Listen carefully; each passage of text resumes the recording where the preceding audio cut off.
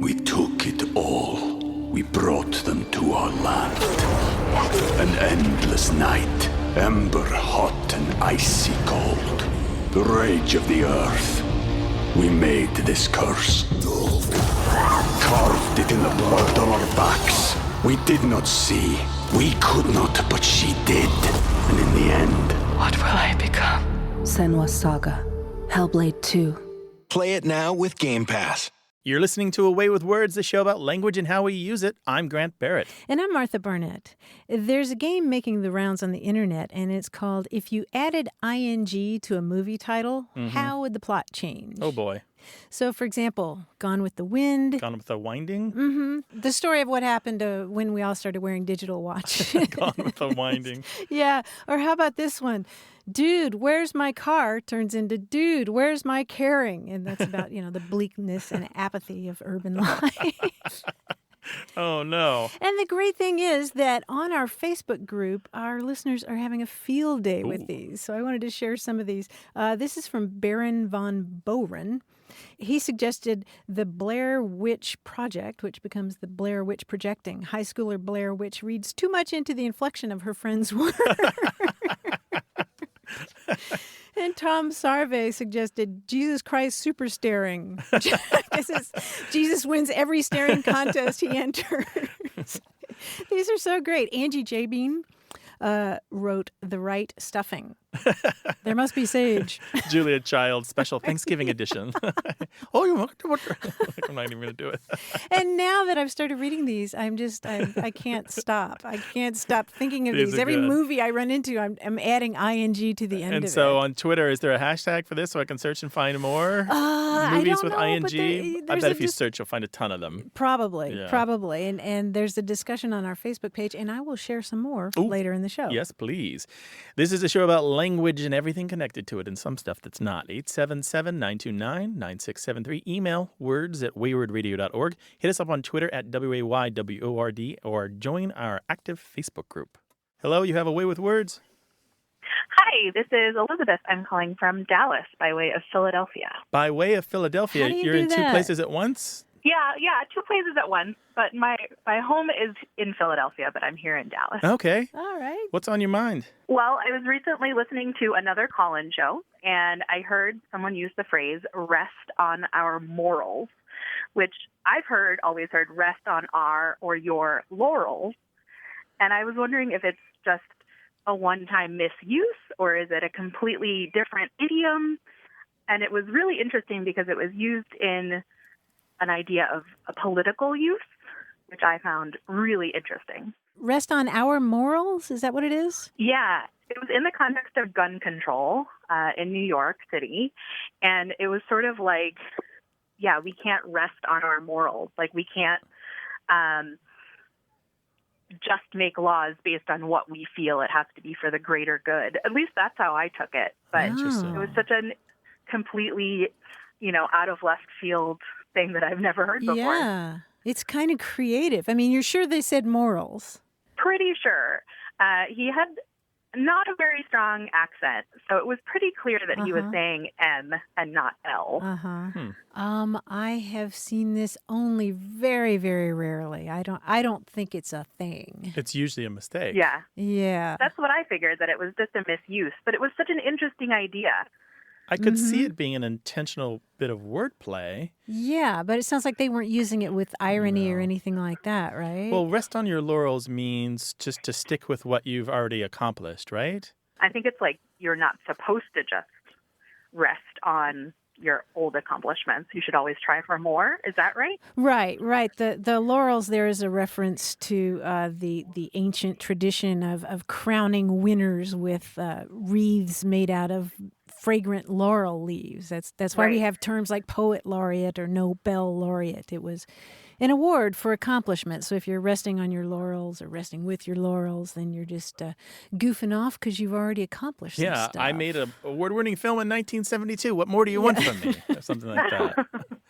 Yeah. So but, here, it doesn't sound like, it sounds like he might have meant the wordplay. I'd have to hear the show to know for sure. yeah, if you hear a phrase like that, you can always go to the Eggcorn database Okay. on the internet. That's Eggcorn is a joking term that linguists use for phrases like that, like spreading like wildflowers instead of spreading like wildfire, that kind of thing.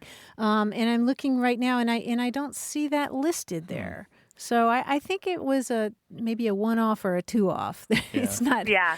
Yeah. I don't know. It was so interesting in the context that it was used that I was like, man, is this something that I've missed for all these years? No. Or maybe something that needs to be popularized in this political season, huh? Rest on your morals That's exactly what I thought. would mean just because I know I'm right, I'm going to continue to do the thing I've always done. Yeah, I think that's sort of what he was saying. Like, you can't just decide what you're going to do and have that be it forever. Yeah. You know, you have to sort of take things in context. I like it. As a bit of I do wordplay, I too. like it. I think it works. I really liked it too. Nice. Yeah. Thanks, Elizabeth. That's Well, awesome. You may be popularizing it now. Great. We'll keep an Well, eye thank you out. so much. It was really awesome. All right. Cheers now. Bye-bye. Bye, Elizabeth. Bye. You know, by the way, that wreath, that laurel wreath, the Greek word for that is Stephanos. Stephanos. Yeah, Which is where we get the name Stephanie and Stephanie and Stephen. Oh, Yes. interesting. Yes, crowning those folks with glory. We and have honor. talked about the Eggcorn database before, but I We just want to have. mention that it's EGGCORN. It's hilarious, and it's a bunch of really good-natured people who run a really nice site where they just find these curiosities of language. My favorite new one that I found, Yes. it's in the database, of course, because they've got so many of them, is pine comb, C-O-M-B, instead of pine cone, C-O-N-E. Pine comb. Yeah, like a comb for your hair made out of pine, instead of cone, C-O-N-E. Okay, and these are people who are honestly misunderstanding they that. I can actually- see how that would happen. Yeah, they think it's pine comb because pine cones, when they spread out their, Sure. I don't know, they're not leaves. What are those called? Kind of like the seed. yeah. But anyway, they have holders. kind of like a serrated kind of edge Yeah. that looks kind of like a comb. Yeah. Okay. A comb for a woolly mastodon or something. Yeah. This is a show about language and everything related to it and some stuff that's not. 877-929-9673. Email words@waywardradio.org or hit us up on Twitter at WAYWORD. Hello, you have a way with words. Hi, this is Gary. I'm from Wiley, Texas, which is near Dallas. Okay. Wiley. Welcome to the show. What's Yeah. up? Well, thank you. So a few weeks ago, I was playing golf with a buddy, and we were driving up to the green, and I said, "There's your ball in front of the green." He said, "No, it can't be my ball. I put too much mustard on it." He said, "It has to be behind the green somewhere." And then he looked at me and said, "Where does that come from anyway?" And I said, "I don't know, but I say it too." And it was interesting because he was raised in Colorado, and I was raised in West Texas. So it's something that we both say, but we don't know where it comes from. Oh, interesting there. So mustard. So you're meaning that it went really far? Yes. And so we both played Little League Baseball, and we both remember our coaches when they were telling us to throw the ball harder. They would say, "Hey, put some mustard on it." So put a little more energy into it, basically. This But is I don't know. This is good. Yeah, we can do something with this. There is a mustard dating back to the early 1900s, a slangy term meaning, as it's defined in the Historical Dictionary of American Slang, keen spirit in opposition or courage, or just kind of generally used for vim or vigor or force, or just like, you've got a lot of mustard in you, son, go get 'em, that sort of thing. But then by the 1970s, it's transformed fully into baseball, and it means basically just the force on the ball. There is a really interesting little note, though.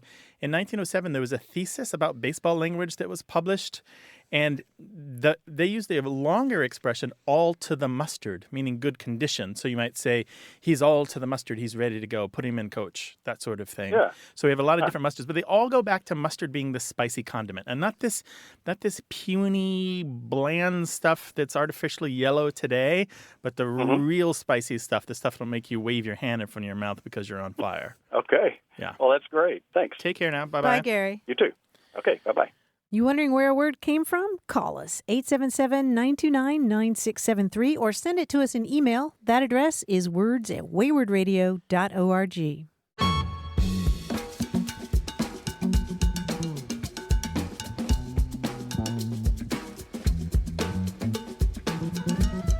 My new favorite term today, anyway, is sneeze horn. What is a sneeze horn? Your nose. Oh, okay. Good. Yeah, sneeze horn. That makes sense. Your schnoz. Yeah, right. Let me wipe your sneeze horn. 877-929-9673. Email words@waywardradio.org. Hello, you have a way with words. Hello, Martha. This is Lee James Irwin calling from Falls Church, Virginia. Hi, Lee James. Welcome. How you doing? Just fine, thank you. What can we do for you? Well, I have a question about new words. Your show is terrific in digging out the roots of words back in history, but new ones are coming up all the time. And what the ones I have in mind today are words that describe the intervals or the breaks in radio programs like yours, usually a musical interlude, and then on to another segment. But I don't know what you call those things. And why have you been thinking about that? Well, I don't know, just curious. I notice I listen to BBC a lot, and they don't do that, and commercial radio doesn't do it so much, but a lot of NPR programs do. Yeah, it's true. You used one of the words that is used, interludes.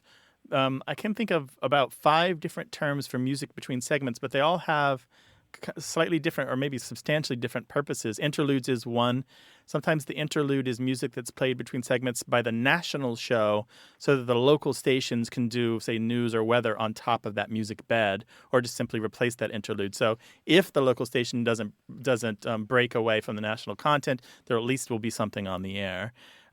Button is one that's used a lot for the music in between segments. And I think, I'm not 100% sure, this goes back to what are called cart machines that had these cartridges that looked a lot like 8-tracks that you put in them, like a stack of 4 or 6 or 12 or something, each one with a button next to them. And each one of these had a particular kind of music on it. You could just press it and then it will play into the system. And it's a loop. It's a tape loop. So it's always ready to go as long as you haven't just played it. Oh, here, I thought it was just fastening the segments together. Oh, ma'am, could be. It could be.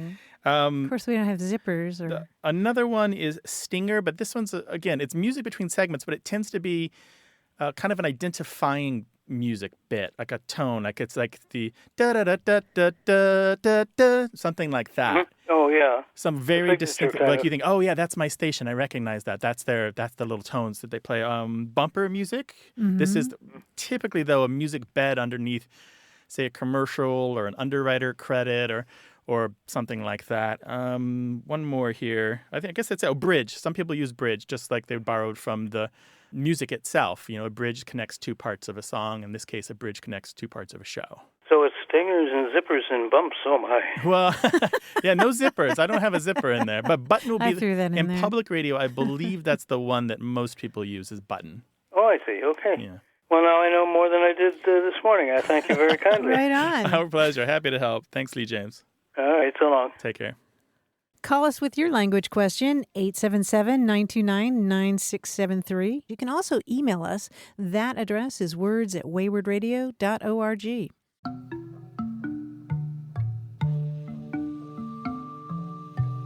Stay tuned as we take more questions about language from you as A Way with Words continues.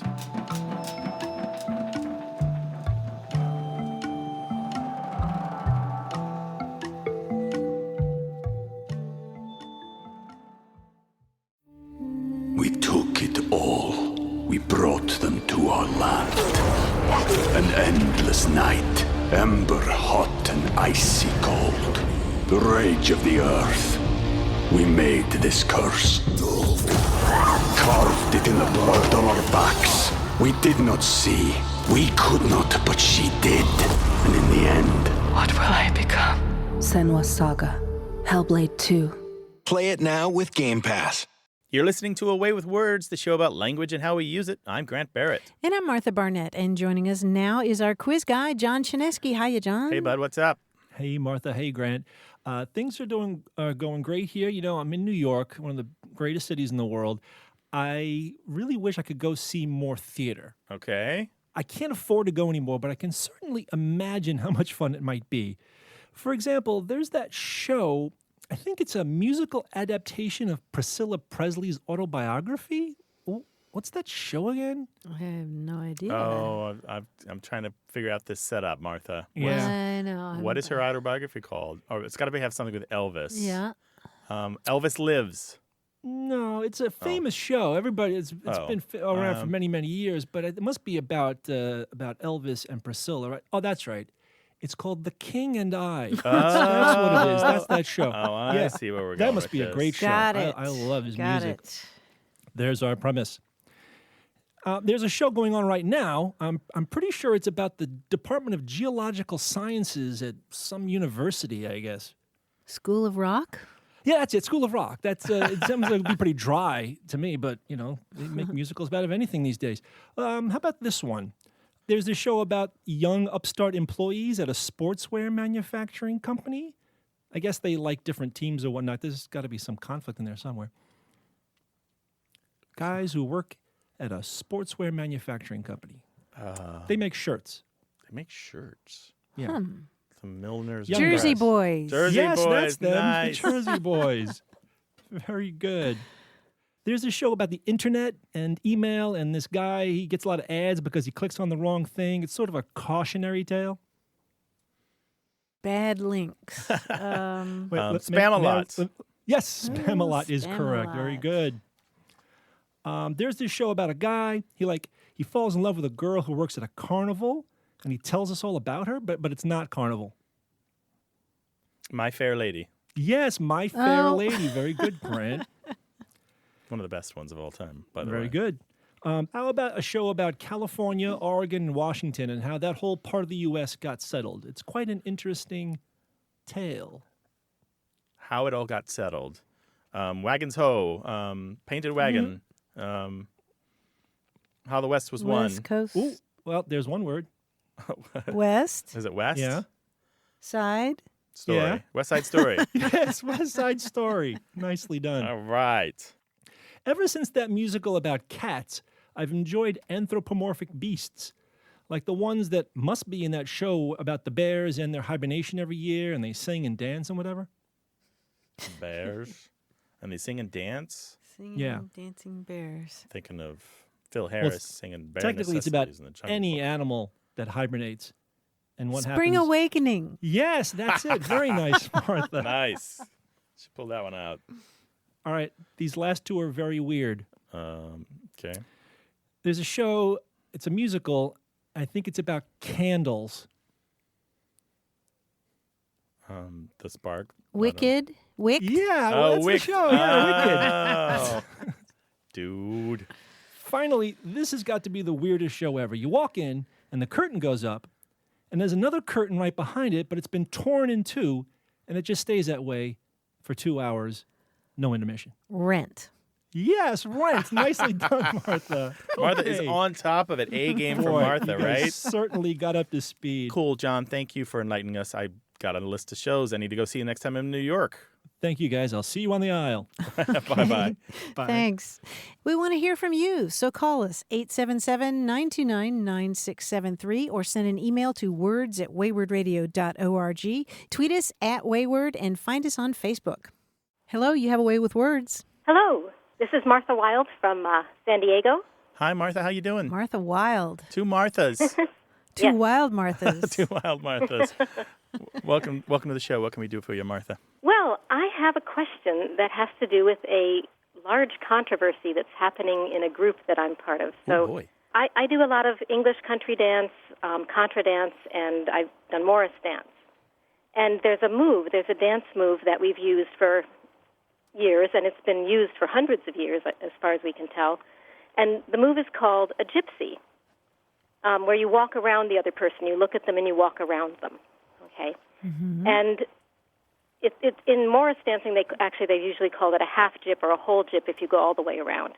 I belong to a group. I call the dances some of the contra dances, and we have a shared list on the internet. And one of the callers wrote in and said that he'd been approached after one of the dances by a new dancer that had come in and said how much they enjoyed the dancing and what a great group they had, but they couldn't believe they were using this terrible ethnic slur, gypsy, to refer to this dance move. And so this caused this whole huge controversy in our group about whether we should completely drop this word because it's an ethnic slur to the Romani. And I have to say that the person who brought this up was not Roma. It was somebody else who had heard it, I guess, somewhere. And then this other group that says, but wait, we don't even know the provenance of this term. Maybe it comes from a different origin. And someone looked into it and said that in Welsh, gyp means to glance at someone, and it may have come from that originally, especially since Morris dancing is close, the Cotswolds are close to the Welsh border. I don't want to be, culturally insensitive and be, promoting a word that's an ethnic slur. But on the other hand, I also don't want to get rid of, over 100 years of using a term that may be completely innocent.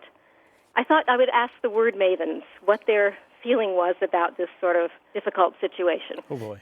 Wow. And Martha, are the two sides pretty evenly divided?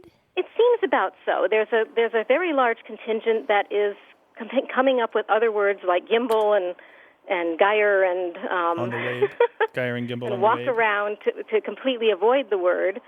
But on the other hand, you have to explain it every time to the people who already know what the move is and have to train them to a new word. Right. And of course, everybody's using different words, so it's for the ones that are changing over and are being totally PC.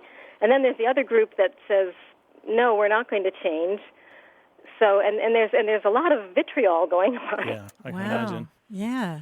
And so for the people who oppose it, would etymology be key? I mean, if you could definitively say that this word gyp or gypsy doesn't come from or isn't associated with that ethnic group, would that make a difference, you think? I think it would for some. I think for some it wouldn't. For some, they don't want to say a word that might be misconstrued and misinterpreted by other people.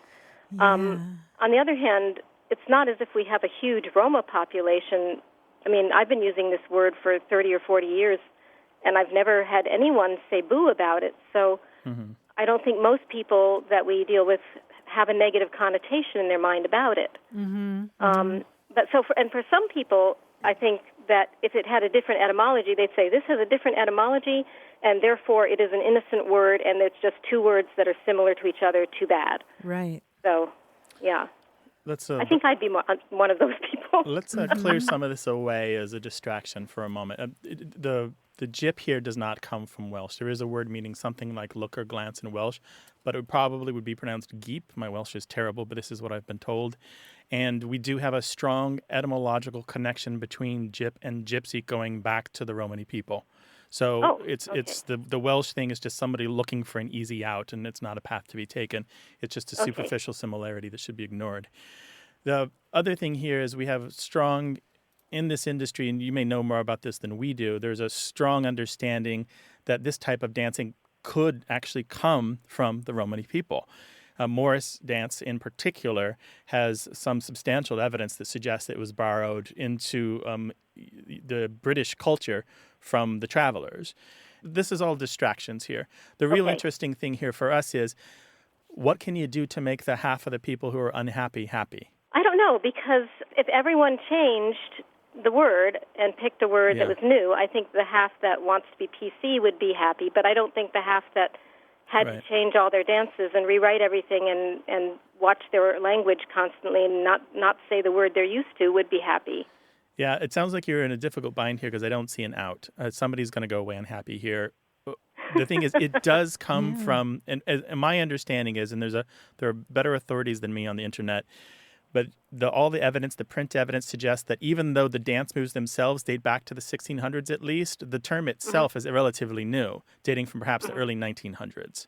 And so that's really interesting. Another interesting thing about it is we do see gyp and gypsy used interchangeably in early documents showing these dance move, which, again, this allows us to ignore the Welsh connection. The third thing is, do you feel that this term gypsy is pejorative? Well, it turns out the Romany do. They don't use this term for themselves. And actually, most of the places in English where gyp or gypsy is used are negative or pejorative or insulting or intentionally meant to describe something that is bad or terrible. Yeah, it's interesting. The American Heritage Dictionary describes it as often offensive. Often, yeah. Often. I had never realized that it had a really negative context. There are place names in North America, in Canada, the United States, mountains or features of geography which have very pejorative, such as the N-word, as part of their names. And these, so it'll be N-word peak or N-word river or what have you, right? Or squaw. And Or squaw. Squaw is another one.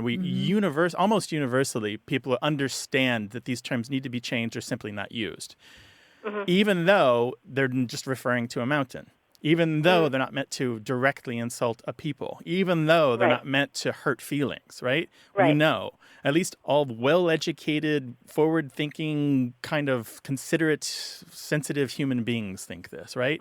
And when we look in Gypsy in this dancing, I think I see a strong comparison there.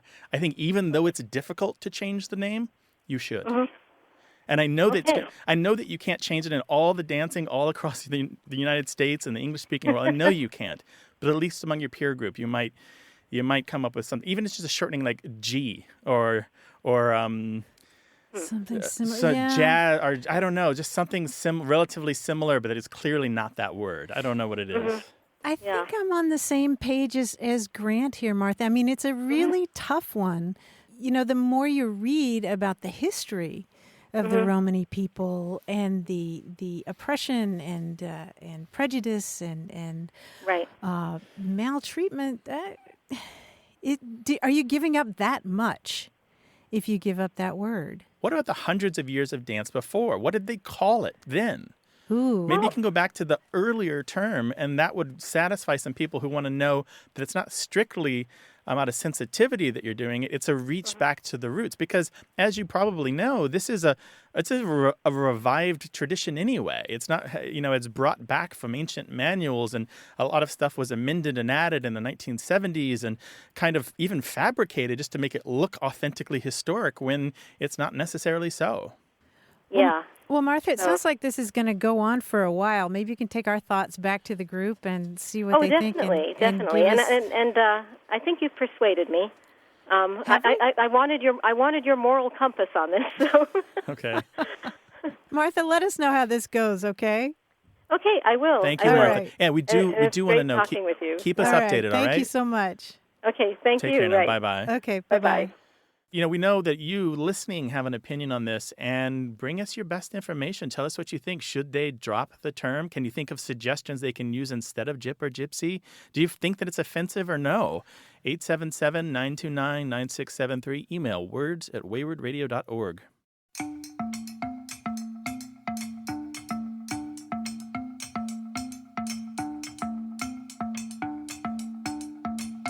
Another entry for the game, if you added ing to a movie title, how would the plot change? Yeah.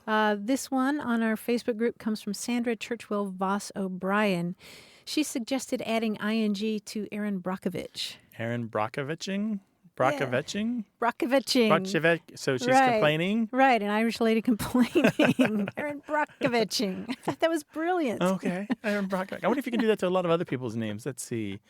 Yeah, it doesn't work for very many other names. Barnett, no. A few. Send us your movie titles, words@waywardradio.org, or find us on Twitter. Our handle is Wayward. Hello, you have a way with words. Hi, this is Gary from Wethersfield. I've been listening to your show for probably more years than I want to admit, but this is the first time I'm calling in. Well, bless your heart. And where is this place? Wethersfield, Connecticut. Oh, okay. Connecticut. All right. Welcome to the show, Gary. How can we help? Okay. I've always wondered about the use of the word late, as in the late David Bowie. I've heard the late John F. Kennedy and even the late Abraham Lincoln. But what about the late Cleopatra? Is there a time limit on this? The late Cleopatra. Yeah, there's no hard and fast rule for that, Gary. And I've seen all kinds of suggestions. Some people have said in the past that 30 years should be the 30 years the outside. But then more and more, as time goes on, I see that people suggest even shorter periods of time, like 15 years. I think William Safire suggested 15 to 30 when he was alive. The late William Safire. I mean, that's a good question. How long ago did he die? That's been less than 10 years, I think. Yeah. So long with the late John F. Kennedy. No, I mean, you might use the late John F. Kennedy if you were talking in a historical context. If you said something like the Civil Rights Act was passed in honor of the late John F. Kennedy because it was close to that time, right, 1964. My favorite recommendation comes from Brian Garner, who writes a lot about usage, and he suggests just 5 years, that after that, it's not really that relevant. It's short for lately deceased. That's the point. That's the clarification there. Oh, okay. And that's you've touched upon something that has always been in my mind when you said that John F. Kennedy, the late John F. Kennedy, blah, blah, blah, Civil Rights Act. To me, the late has always suggested that there might be some doubt in the listener's or the reader's mind as to whether or not the person was dead at the time you were talking or the time you were talking about. Yeah, and that's so you useful. specify the late.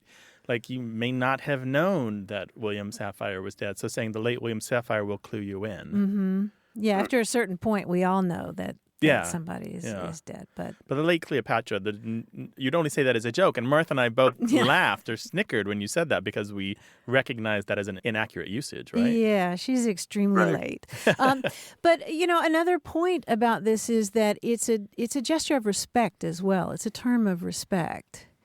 You wouldn't necessarily talk about the late terrorist, for example. Right. Oh, that's a good point. Interesting. I once used the term the late Gilgamesh. And I had only one person in the crowd react to it. And what was their reaction, Gary? Oh, it's just a raised eyebrow. We chuckled a little bit about it. Yeah. I I think the other people didn't know who Gilgamesh was. Oh. I thought maybe they pumped their fist in the air to say, yeah! Yes. Down with Gilgamesh. Yeah, so is that helpful, Gary? I mean, no hard and fast rule, but... no, very good. Oh, well, good. Well, good. We're glad we could help. Thanks, Gary. Very good. Take care. Take care. Yeah, bye-bye. 877-929-9673.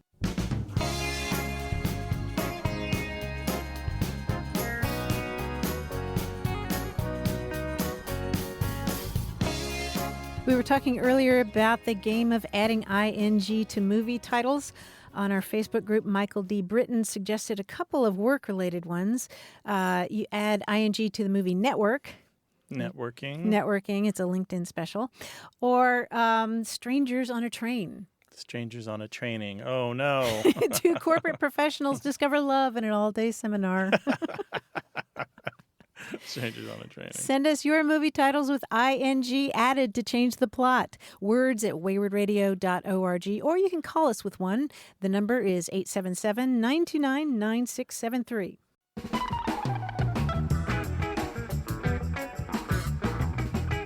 More conversation about what we say and how we say it. Stick around.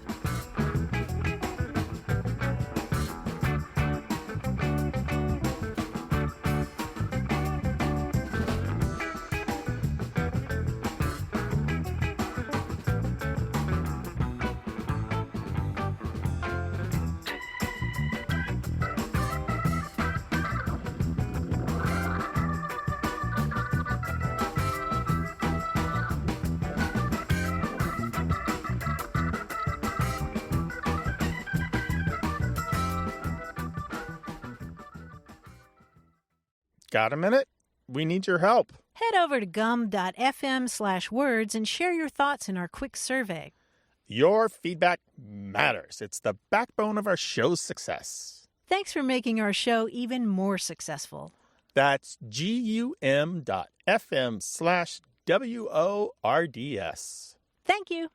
You're listening to Away with Words, the show about language and how we use it. I'm Grant Barrett. And I'm Martha Barnett. In the early 1900s, a guy named Grenville Kleiser was an instructor in public speaking at Yale Divinity School, and he wrote a whole bunch of books on elocution, better speaking, better writing, how to win an argument, that kind of thing. And one of his books was called 15,000 Useful Phrases. Oh, boy. Which is a pretty daunting title in and of itself.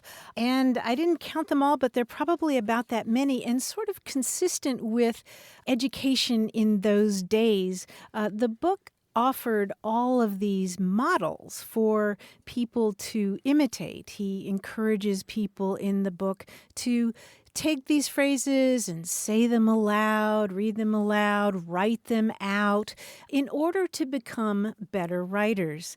And he's got a whole chapter on similes, striking similes, and they're all gathered from some of the best poets and writers of the day. And what I found in looking at an entire chapter of similes was that there's sort of a fine line between genius when it comes to simile and similes that are completely dreadful. Okay. And you've got examples of both. I do. How about this? My head was like a great bronze bell with one thought for the clapper. I love it. Was that You do? Was that your bad one? Yeah, that was. I love that one. Do you? That's outstanding. I like absurd things like that. Well, I do What's too. the good one? Let's hear the good one. A good one. I bet I hate it. Okay, I like this one. Okay. Like a summer-dried fountain. Oh, that's nice. That reminds me of one that I wanted to share with you. Okay. To mourn like the pines on an autumn night. Oh, Right? I like that very much. Right? You can hear them. You can hear the murmur of the pines in the dark, right? I like that very much. Yeah, so what makes a good one and what makes a bad one? That's what I've been wrestling with. For me, it's always been a little bit like poetry. We've talked about this before, Yes. where I think that life experience informs poetry, and poetry is more interesting the older you are. And perhaps it's the same for similes and metaphor and that sort of thing, those other figures of speech. Just a little more knowledge of life in general leads you to understand the implications, connotations, and denotations of a particular turn of phrase. Really? You mean so when we're younger, we appreciate No, we ones appreciate them that are- less. Yeah, that's what I mean. Yeah. Appreciate them less. Like when we're younger, we might be more impressed by one like incredible little white teeth, like snow shut in a rose. Maybe, or how about this one, moody as a poet. I like Moody as a poet. But it's really straightforward. There's no art to it, right? Well, I think some of the ones that are more elaborate are the ones that I find the most irritating. You know, something like he snatched furiously at breath like a tiger snatching at meat. Yeah, that's going to fail the writing contest pretty much. Yeah, but then this one, like stepping out on summer evenings from the glaring ballroom. There's something so sensuous about that Well, I and noticed that simple. 3 of the ones we liked have to do with seasons. Seasons, like summer. Oh, yeah, and autumn. interesting. Well, we want to hear the similes that catch your ear. Call us 877-929-9673 or let us know what makes a good simile in email. The address is words@waywardradio.org. Hello, you have a way with words. Hi, this is Tom. Hi, Tom. Where are you calling from? Hey, I'm calling from Anderson, Indiana. Anderson, Indiana. Welcome to the show, Tom. Hey, Tom, what's up? All right. Thank you very much. It's good to talk to both of you. Oh, pleasure. I've got a simple question. I've always used the phrase in a nutshell, and I was just kind of curious about if this is a thing that's here locally in the United States or if it's a global phrase. Where did it originate from? I was just kind of curious about that. So you use it when what? When you're explaining something simply? Yeah, if you're talking to somebody and I don't know, you're just talking about something specific, and they say, yeah, that's basically it. They'll agree with you and say, basically, you got it in a nutshell. That's basically it in a nutshell. Gotcha. I use it all the time, but I just never really had any idea of the origin. I figured you guys would know. Yeah, we do. This is a really, really clear etymology. It goes all the way back to antiquity, as a matter of fact. The Roman, Really? Yeah. The Roman historian Pliny, who died in 79 A.D. With the eruption of Mount Vesuvius, writes that Cicero, the orator, claimed that the entire Iliad, Homer's Iliad, was once written on pieces of parchment and put into a nutshell. That it was that small, this manuscript. So there's a reference to a manuscript that's absolutely tiny and could fit into a nutshell. What kind of nut are we talking That's about? so amazing. I had no idea that was. That's really, really amazing. Yeah, isn't that crazy? Yeah, probably a walnut. Something like that, because if Yeah. it's in a coconut, it's not that amazing, right? Right. But supposedly this has got to be tiny, tiny writing because supposedly the Iliad itself contains over 501,000 Greek letters. Boy. So Wow. that's going to be either really tiny writing or a really big nut. Right. And so then you see this in English, like all the way back to the late 16th century. People talking about an Iliad in a nutshell, and the phrase after that was "I'll give you an Iliad in a nutshell" or something like that. And eventually, it was shortened to, it was put into a nutshell. It was shortened into "in a nutshell." So the context or the meaning behind it has actually changed over time then. Yeah, it went from being just that one particular work being made so small as to fit into the tiny quarters of a nutshell to being anything made short or brief so that it could figuratively fit into a nutshell. That's really amazing. Yeah, right? The roots of what we speak. It's really odd. We have a lot of little phrases and sayings that I guess we kind of take for granted that we use them, but maybe we really don't know the real meaning behind them. Tom, you got that right. That you put it in a nutshell. That is exactly what this show tries to do. That's what we're all about, for sure. Thanks, man. Appreciate the call. Hey, thank you very much. Take care now. Okay, bye-bye. Bye-bye. For a moment of linguistic kind of joy, the fact that we can actually trace this one to its roots. Because it's like, I don't know, but I think this one we have Some say, others say. Yeah, this one's pretty clear. Yeah. Not much doubt here. And Shakespeare used it that way in Hamlet. And he's the great popularizer. Yeah, in a nutshell. 877-929-9673. Email words@waywardradio.org. Talk to us on Twitter @WAYWORD. And join our active Facebook group where there are thousands of people talking about words and language. Hello, you have a way with words. Hi, this is Mary, and I'm calling from Kenai, Alaska. I adopted 4 African-American girls several years ago, and then one of my daughters went on to have a baby, and I was combing my granddaughter's hair one day, and she said to me, "Don't mess with my kitchen." And I said, "What do you mean your kitchen?" And then she pointed to the back of her hair where the nape of her hair hits the top of her neck. And I was like, what does that mean? And she couldn't tell me. And I'm sure my daughters got it from one of their mothers of their friends. Yeah. So I was just wondering what that meant and where did it come from? So are you all from Alaska originally, or do you hail from somewhere else? What are we talking about here in terms of migration patterns and geography? I have been in Alaska for over 40 years. My kids are all adopted. They're from most of my daughters are born and raised in Alaska. But the only thing I can account it to is that they do have friends whose parents come from the South. And it's possible that I'm sure that's where it came from. I'm sure my daughters had friends and their moms were combing their daughter's hair, and then somehow my daughters picked it up. And my oldest daughter then said it to my granddaughter. So it was the hair or the neck or both together? It's the hair and the neck. It's mostly the hair and the nape of the neck. Gotcha. Yeah. It is an African-American term for sure, mostly common. I mean, white Southern Americans will also use it. The Dictionary of American Regional English has some citations for it going back to the 1970s, but the earlier roots for it are even more interesting to me, and that they come from the Scots language. We have those back to at least the 1830s. But in that particular case, it refers to like a twist of rope or a knot in a string or anything that's like kind of twisted together, very much like you would do with a braid or certain hairstyles at the back of the neck. Yeah, that word is kinch, right? Yeah, kinch, yeah. Yeah, and I mean sort of a kink. Oh, a kinch, yeah. And so clearly when we have a great long history of the Scots language influencing American English, especially in the American South, and I'm sure that that's the etymological origin for that. Well, that does. I guess it surprises me that it comes from all that far back. Yeah. But knowing that they moved into that area doesn't surprise me. And yeah, so it has nothing to do with kitchen? No, it doesn't seem to have anything to do with kitchen. No, it's just a coincidence that they sound the same. There's a lot of those kinds of coincidences in language. But you hit upon, like I said, a perfect part of it. It's very strongly tied to African-American language in the United States. It's not all that common among white American English speakers. It might be reinforced by the use of hot irons. I've heard that as a false etymology, that it's like, the kitchen is hot and you're using a hot iron back in that area. But it's not actually the origin. It's just kind of a false support of it. Yeah. So there you go. That's the best we can do. Well, thank you so much. Yeah, sure. Yeah, I had no idea where it came from. All right. Thanks for calling. All right. Thank you. Take care now. Bye-bye. Bye-bye. 877-929-9673 is the number to call to talk with us about language. You can also email us. That address is words@waywardradio.org.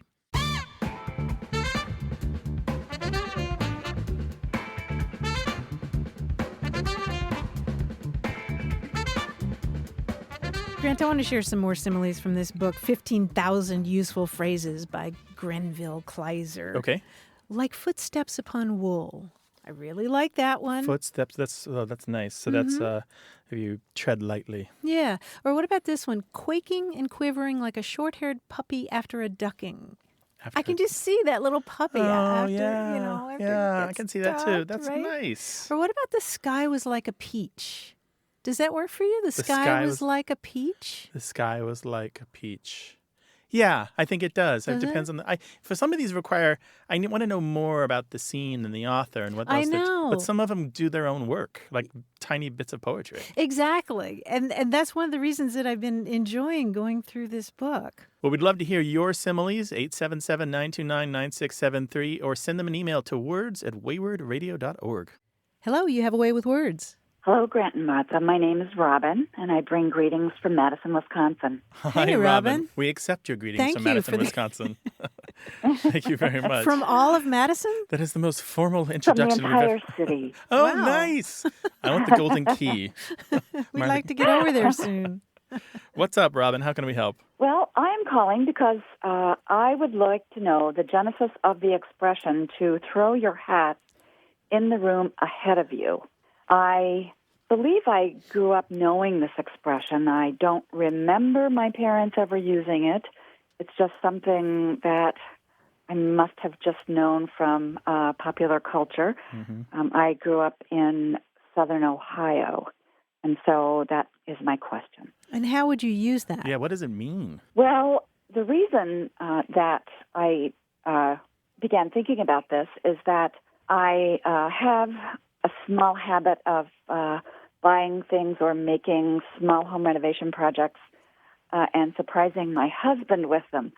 And on an occasion recently, I had a new oven and cooktop put in the kitchen. And the day that it was installed, I was out. And when I came home, my husband was home ahead of me. So I came in the house, and I took a hat, and I threw it in the room where he was sitting. And he asked me why I was throwing things at him. And so I proceeded to try and explain, the expression throwing your hat in the room ahead of you. And he just looked at me very blankly and said, oh, well, it must be another one of those Appalachian things, since that is the area where I grew up. So you threw the hat into the room. Why exactly? Well, I understood the expression to throw your hat in the room ahead of you was to see if anyone shot at it. So it was just trying to be certain that there wasn't an imminent attack about to happen. Is it safe to enter, with a basically? Western, I don't know why, but that's how I've always associated it in my head, was to throw a hat in to see if it was shot at. Okay. Well, as far as I can tell, it's not regional. But if you were reading the newspapers in 1983, you might have heard Ronald Reagan say it to Margaret Thatcher or something like it. Actually, it didn't come to light until many years later. It turns out that there was a period when, if you remember, the United States invaded Grenada. And he wasn't sure, Ronald Reagan wasn't sure how the UK would handle it. And so he is quoted in some transcripts that came to light later. I'm reading something from the BBC here. It says, the president phoned Lady Thatcher to explain the action he'd take it. And he says, if I were there, Margaret, I'd throw my hat in the door before I came in. And she says there's no need for that. And he meant he wasn't sure what she would think about the U.S. invading this country without telling the U.K. first. But it's not the earliest use I know of. I actually found one in a biography of Harry Houdini from 1931. The author is J.C. Cannell. And this biography was a huge hit at the time, widely republished. Even now, sometimes it's reprinted.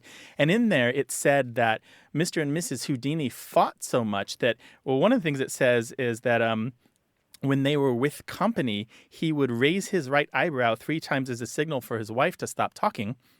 And then the other, and the other things that it says, if she became angry, he would leave the house, walk around for a while, and then when he returned, he would throw his hat into the room. If it were thrown back out, he would take another short walk and repeat the hat throwing when he came back. And so I don't know that... we may become known as Mr. and Mrs. Houdini then. yeah, I don't know that that's the origin, but certainly it was a bestseller for the time. It's really difficult to search for this. But if you do, you will find this hat throwing described in a number of biographies, amateur biographies that people have written about their grandparents or their great-grandparents, most of them dating to the early 1900s. And in their family lore, apparently their grandparents or great-grandparents went through this same ritual of one of them, the husband, testing whether the wife was angry at him by tossing his hat into the room. So there's some precedence for this. But it's not particularly Appalachian at all. Oh, good. Yeah. Good. Well, that's very interesting. I thought maybe you were going to say that it was in one of Ronald Reagan's movies. Oh, it could have been. I wouldn't be surprised. Quoting from. Yeah, he did so many old Western flicks. Maybe we'll have to have a movie fest and see. And I'm assuming that metaphorically your husband didn't throw the hat back out. I mean, a new oven and hey. Well, actually it took him over 24 hours to even notice it, so... It turns out he hadn't even seen it and he didn't know what was going on. You should keep upping your game and build another story onto the house and see if he notices. New car in the driveway. Exactly. Robin, thank you very much. You are so welcome. I look forward to listening to your program every week. Nice. And thank you so much for bringing it to the air. Our pleasure. Thank you, Robin. Cheers now. Take care. Yeah, thanks. Bye-bye. Bye-bye.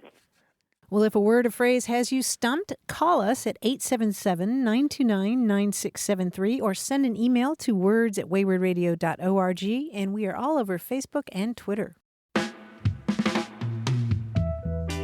you want more Away with Words? Listen to years of past episodes at waywardradio.org or find the shows in any podcast app or on iTunes. The toll-free line is always open, so leave a message for us at 877-929-9673.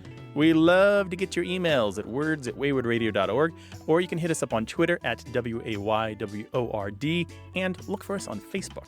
This program would not be possible without you. Grant and I are out to change the way we listen to each other and the way we think about language. And you're making it happen. Thanks also to senior producer Stephanie Levine, director Colin Tedeschi, and editor Tim Felton in San Diego. In New York, we thank production wizard James Ramsey, quiz guy John Chinesky, and that master of keeping it real, Paul Ruist at Argo Studios. Away with Words is an independent production of Wayward Inc. From the Recording Arts Center at Studio West in San Diego, I'm Grant Barrett. And I'm Martha Barnett. Bye-bye. So long.